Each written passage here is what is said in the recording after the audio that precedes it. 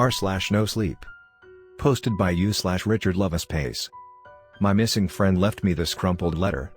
Hey guys. My friend has gone missing and this is the only thing he's left me. I wanted to post this here. I recently tried to visit an old college friend. His name is Jason. I got lucky and had a work-related event in a city near his town. I would talk to him quite a lot over the phone, trying to maintain regular communication. However, this stopped just after we had called and agreed to meet. I just couldn't reach him anymore. Once I was done with the conference, I drove over to his place. That's all that was left for me to do after my last calls failed again to reach him. I rang the doorbell and there was no response. I desperately tried calling again. Nothing. I decided to call the police and ask them to check on my friend. They would at least be able to get through the front door without getting arrested for it. Well, the authorities came and went. There was still no sign of my friend.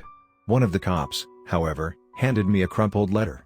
I gave them my name and seeing how the message from my friend started, I could quickly guess why they gave it to me. I've read it over and over again. I can't make sense of it.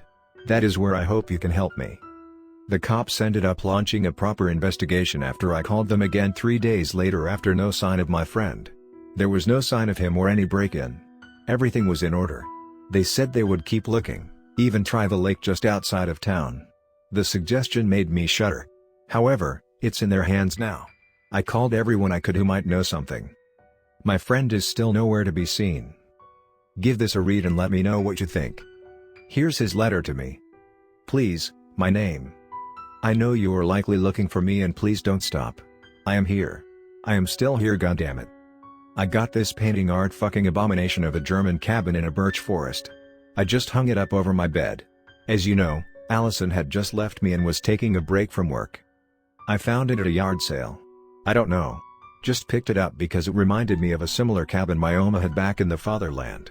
I guess the nostalgia that came when seeing it made me feel just a little less alone, but I didn't fucking know. As soon as I hung it up, something itched at the back of my neck, just felt plain wrong.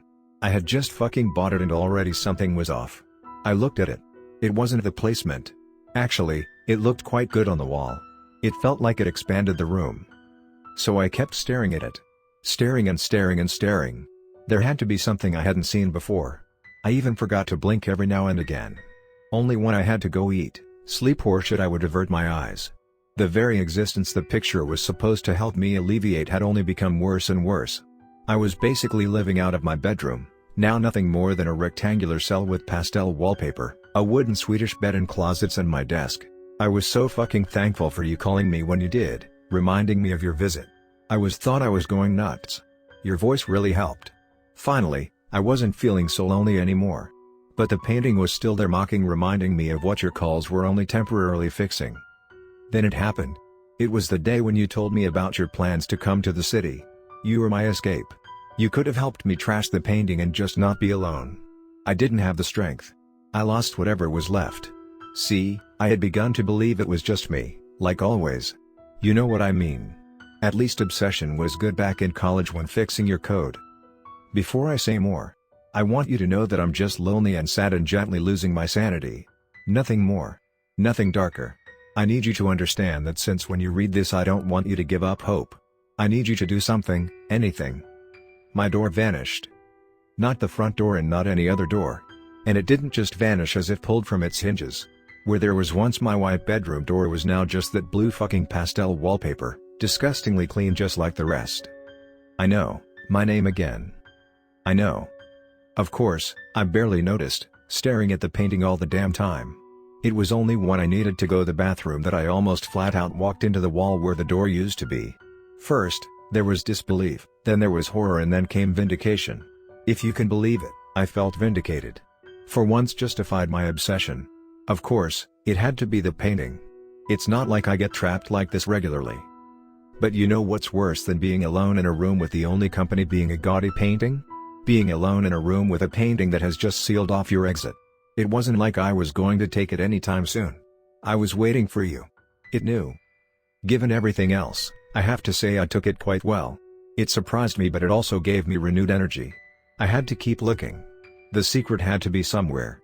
But I also knew I had to eat or go to the bathroom soon. This painting wasn't going to beat me. My room was my prison to make, not the pictures. The next stop was obviously the window. I looked outside and a relieved sigh escaped my lips. I could see my neighbor's house. As you will come to see, the room is not placed at any great height. It might strain my knees and scrape my skin, but I would survive. An escape was there, for now. I felt a tingle at the back of my neck. Something was wrong. I darted around. My eyes were fixated on the painting again. This time I felt it in my bones. There was something. I thought I saw movement on the two-dimensional layers of paint that made up the picture. It was only for a split second, but I swear, I saw something. I grabbed my chair, placed it facing the painting and planted myself securely. The light outside was getting dimmer and dimmer, but this time I wouldn't just give up.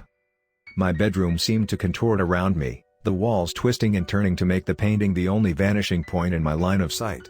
I wasn't losing sight of it. Pretty soon, I was doused in darkness. My eyes struggled to adjust, but they got there eventually.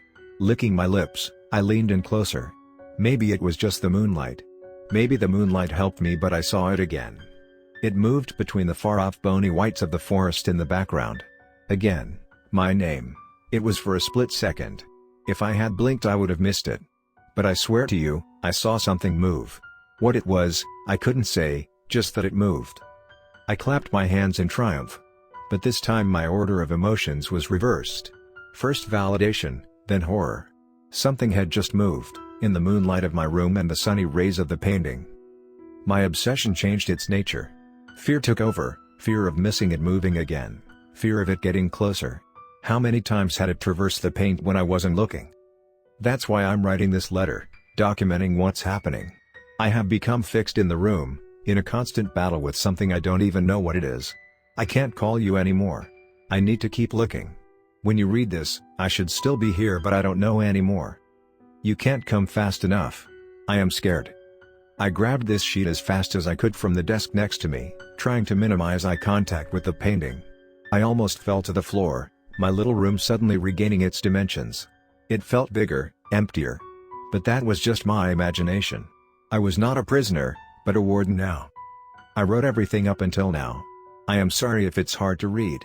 My hands are shaking and I am trying to both focus on this letter and the picture all at once. I don't know how long I have been sitting here. It's still dark. I'm surprised I'm writing Al. I saw movement, but only as it vanished behind another skeletal tree. I hate myself for being right. It was closer. I will throw this letter out of the window if I have to. I will jump out the window if I have to. There it is again. God save me. I could make out a shape. It was walking. Please, name, come find me. Break down the door if I owe you. It's coming through the trees. It's behind the cabin. I see an arm. Help. I'm going to make a run for it. I have to. God help me. I just have to work up the courage to turn away and open the window. Letter in my hand. One last glance. It's here. There is a face staring at me. Just a face. Human, looking at me with sunken eyes and colorless skin through the paint. It's covering the entire canvas, its world behind it, looking into mine, finally looking directly at me. It doesn't blink. It doesn't move. It just stares. I have to go now. I am not alone anymore. The letter ends here. The last lines were the hardest to read, not just because of the handwriting becoming exponentially worse, but of course also because of what was written. I got a chance to go into his bedroom. There was a door where he said there wasn't. However, there also was a painting. Hanging right over his bed. There was a chair in the middle of the room and the window was open. I walked out as soon as I could, trying not to stare too long at the picture of a beautiful cabin in the birch forest.